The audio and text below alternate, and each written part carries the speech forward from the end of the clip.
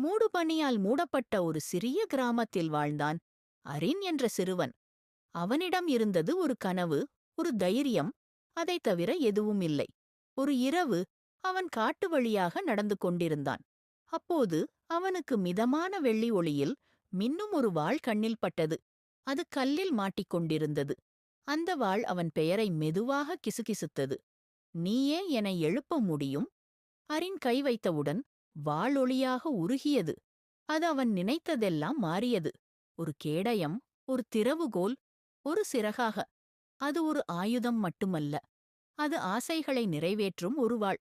ஆனால் ஒரு எச்சரிக்கை ஒளியில் எழுதப்பட்டது. பொல்லாத மனசு அழிவை அழைக்கும், தூய மனசு சக்தியை ஆளும். அந்த உலகின் மிக வலிமையான மந்திரவாதி மோர்வாத். இடிமின்னலுடன் அவன் உலகை ஆட்சி செய்தான். அரசுகள் விழுந்தன, மக்கள் பயந்தனர். ஆனால் அவரை எதிர்க்க ஒரே ஒரு சிறுவன் முன்வந்தான், அரின். விரிசல் விழுந்த வானின் கீழ் அவன் மோர்வாத்தை எதிர்கொண்டான். மந்திரங்கள் தீ போல பறந்தன. அரின் மெல்ல சொன்னான், "ஒளியாக மாறு." வாள் ஒரு பளபளப்பான கதிராக மாறி அந்த இருளை நொறுக்கியது. புயல் நின்றது.